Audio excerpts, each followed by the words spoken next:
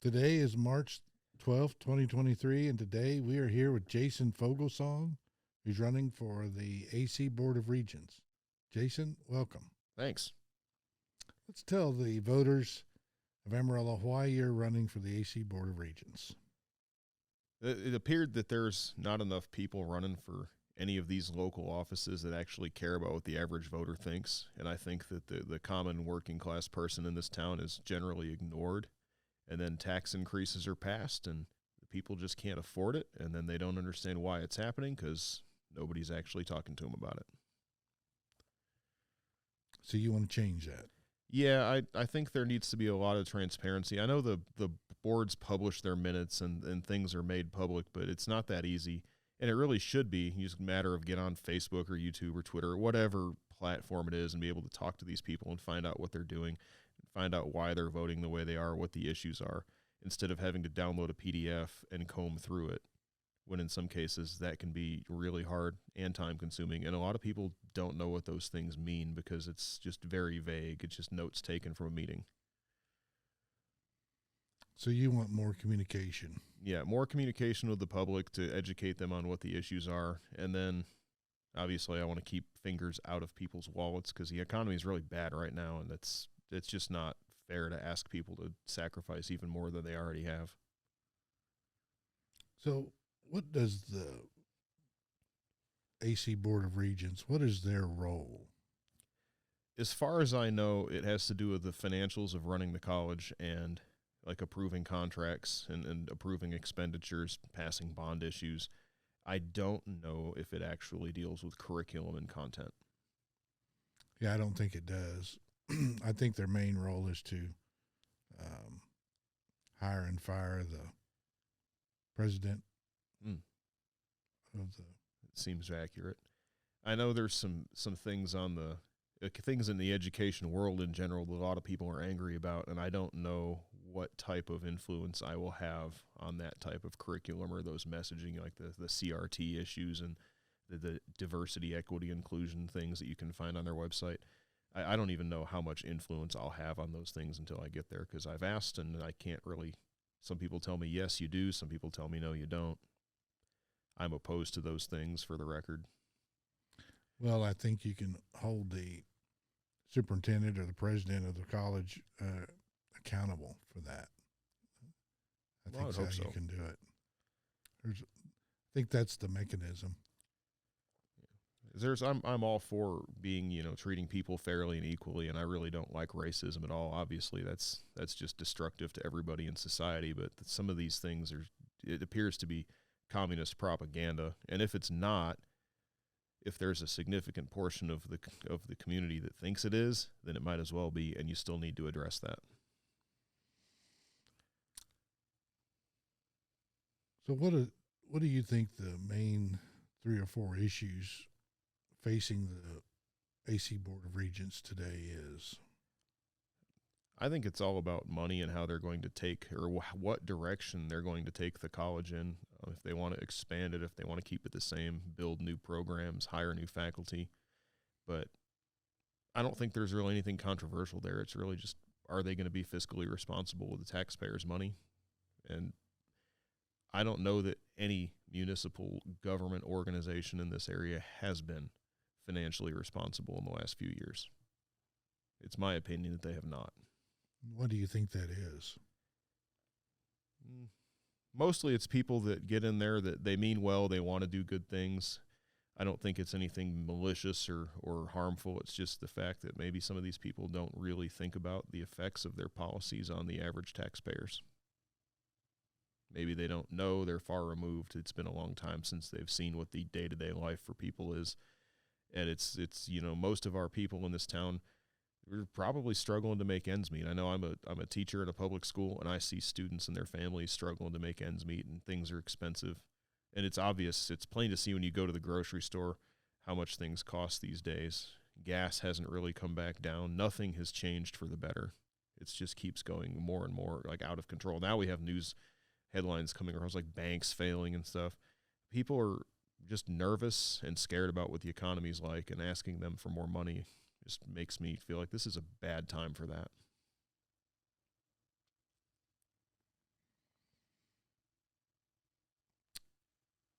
So, if you get elected to the Board of Regents, what's one of the first things you plan on doing? Well, the first meeting, I guess I have to swear in, right? That'll be the first thing. And then it'll be immediately finding all of the issues that are facing the board, because the content of the meetings will be made as public as possible. After I'm done, I'll take my notes and the minutes from the meeting, and I'll be creating social media posts saying, hey, I'm Jason Foglesong. Here I am from the board. This is what we talked about. These are the issues facing the college. This is how I voted, and here's why. Or here's what I don't know yet, and ask for the public to comment or give me some kind of feedback on what they want. I believe in representative government, and I want to make sure that the people have that opportunity. So as a teacher, what do you teach? Government. Well, there you go. Yeah. Okay. Which is, I believe in representative government, and I teach students every day how important that is and how it works. So as being a regent on the AC, you'll be a good example for your students. I hope so. So you want to increase participation in the electoral process by informing and educating your students of how important it is and the other citizens about what's going on locally. Well, absolutely. If you look historically, our voter turnout is really low in these off-year elections. I don't know the exact number, but I thought I was told last year that or in 2021, that we had at least 100,000 voters in this area. There's probably more, and we had a turnout of about 7,000 to 8,000. Does that seem right? Because I know you probably would know. I think we had a little over 20,000 citywide. Counties were split by county, so it gets confusing because people hear numbers posted by different Randall County and Potter County. So it seems like we had around little over 20,000 voted in the last city elections, which is very low turnout. You would think 20%. People would care. Like, this is the things that everybody wants to talk about, Donald Trump or Joe Biden, and there's plenty of time and place for that. But these people that run the city directly affect your life every day. That's right. The colleges, the school boards, these people have the greatest impact on the voters' lives. So you would think they would care more and would turn out for it, but for some reason, they just don't. Well, I think the reason is because the media doesn't report on the local, because the media's vanished. So the only thing they hear is the aggregated stories from AP and UPI and it's the same stories in every outlet just about, and it's all about the national. So people just aren't informed about the local. And the local is where, like you say, it matters. I think it's due to the lack of the media reporting on it. It very well could be. I know our newspaper is not really locally owned anymore. I mean, Lubbock is kind of local, but like, where's the Globe News getting its stories from? Or Channel 4 or Channel 7 or Channel 10? And I'm not saying they're not going to do their job, but I have on my phone, I have the Google app, which you can scroll headlines from all over the place, and it knows where you're at. And it's been a lot of times I'll see something that looks interesting that coming from News Channel 10, and I'll open it, and assuming the story even loads, because sometimes it won't. I'm not sure if that's Google's fault or Channel 10's fault. It's sometimes the stuff's not even from here. It's not even in the Panhandle. It's some nonsense from Southeast Texas that I'm reading about a major robbery, and I was like, oh, did that happen in Amarillo? Oh my God! And no, yeah, it's in like Nacogdoches or somewhere. I want to know about what's happening in my community, and there's only a handful of places you can really find that stuff. Yeah, that's a problem. But voters just need to understand how critical it is to vote. And to me, logically, I would think you would have 2 or 3 times more people voting in your local elections than in your national. Because your national really, you don't have any, your vote is de minimis at the national level. Well, absolutely. Especially, I mean, depending on how you lean and how your state is, there's only 2 states in the union that split votes in the Electoral College. So it's easy for a Democrat in Texas to feel like their vote doesn't count, or a Republican in New York. It's the same thing. Like, I don't care, they don't count my vote anyway. But in the municipal elections, they absolutely do. And you don't have to have a party affiliation to enjoy, the civic process locally. I mean, I'm not running saying I'm a Republican, vote for me. I'm running as myself saying vote for me. Right. Yeah, these are nonpartisan elections. But we do have the two-party process, and the parties can help candidates, and I think they should. It's about engaging the voters. So if we have the capacity to get out to the voters, then I think that's our responsibility so that the voters can make a choice. I'm sorry. I'm not sure why I'm getting a phone call from that. Apologies. No problem. Mute that. Yeah, absolutely. The parties should be able to choose the candidates that they support in any local election and endorse those people.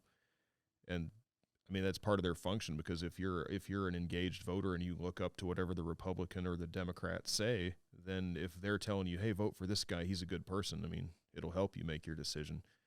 But you really need to research the candidates on your own, because there's also lots of people that are rhinos and I guess dinos too. Yeah. They work within the most prominent party in their area, and they may or may not agree with what those parties stand for. Yeah, we have quite a few of those people around here. Yes, we do. We were talking earlier before we started about the school choice thing, and as a high school teacher, you had some points that I thought were interesting about that. Do you want to tell the voters what your concerns are about that initiative? Well, sure. I don't think I'm going to ever be in a position to influence it, but if you look at like the schools that charge any type of tuition right now, which is where the vouchers or whatever they want to say, the money follows the child, the money would then, as the student leaves the public school system, follows them into their other programs or wherever they end up. The schools that do charge for tuition generally don't have to accept students that have any type of SPED paperwork, 504s, IEPs, which is an individualized education plan. It's basically these things that are mandated by the government that the schools have to follow. Those private schools don't necessarily have to take those kids. So what happens when you want little Johnny, who has Section 504 paperwork to help him succeed in school, to go to private school X down the street that you feel is better fit than the public school, and they just say no? And you're still, are you really getting a choice? Are these laws that are going to pass going to require those private schools or those charter schools to accept those students? Or how's that going to work? Because like I get like why everybody's upset with the school systems and what they call the indoctrination. Like I get that, and those are justified complaints. But if you take all the funding away from public schools, you're going to end up with underfunded, overcrowded schools where the students that don't have a choice are warehoused while everybody else who can go somewhere else will. But it doesn't solve the problem of fair and equal education for everybody. Well, I think we tend to create more legislation to solve perceived problems instead of figuring out what it is causing those problems.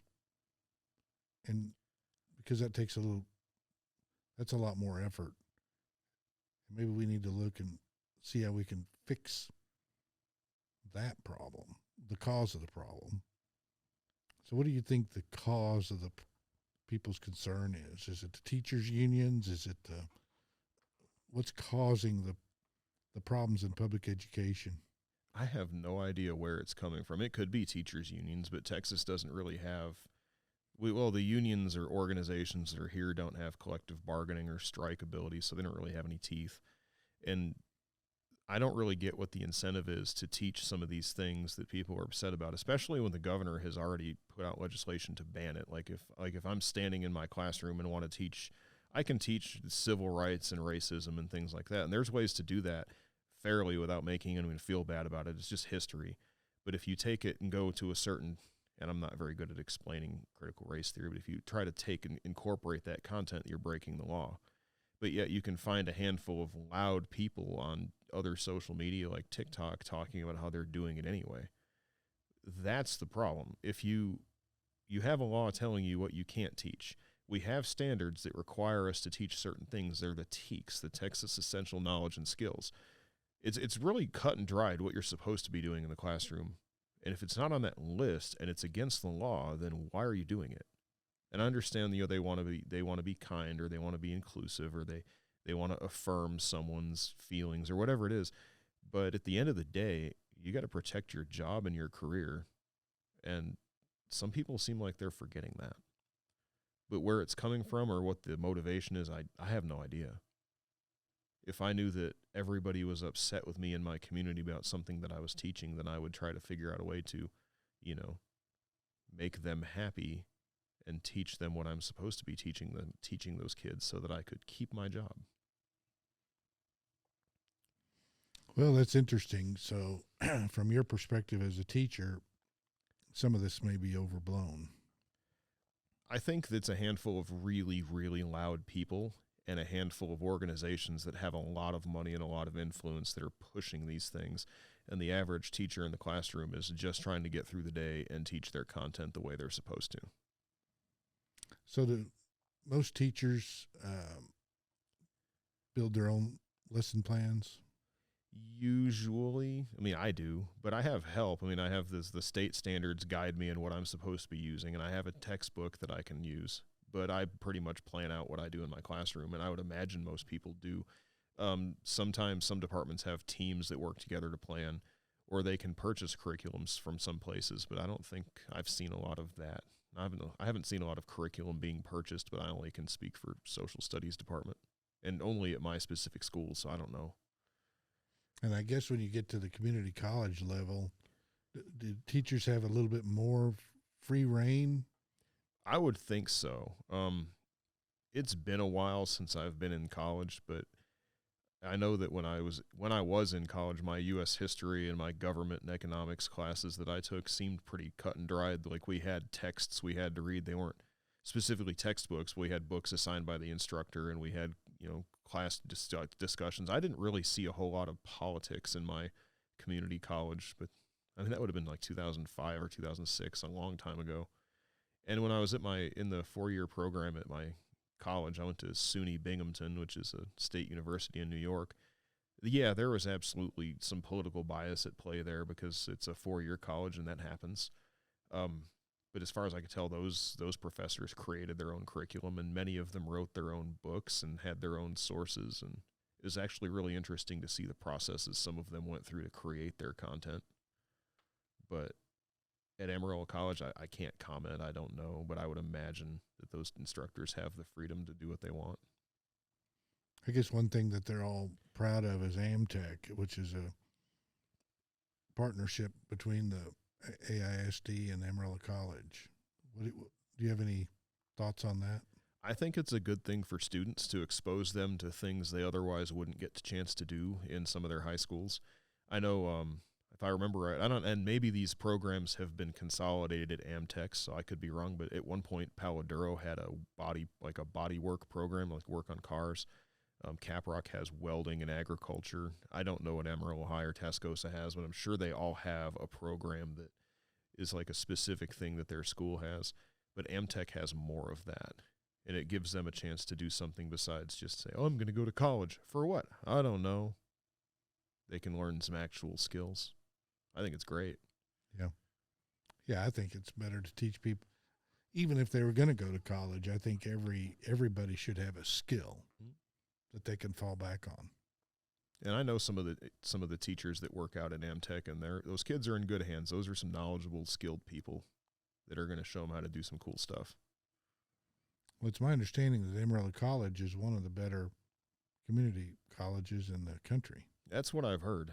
I don't know what the actual rank is, but at one point it's really high up there, and I hope it still is. It needs to stay that way. We need something to be proud of in Amarillo that draws more people to our city so that it can grow, and educational opportunities is one way we can do that. We'll get all the panhandle people to come to Amarillo to go to school. So do you have a website or a way people can get a hold of you? Really just a Facebook page. You can go to facebook.com/Jason for AC board.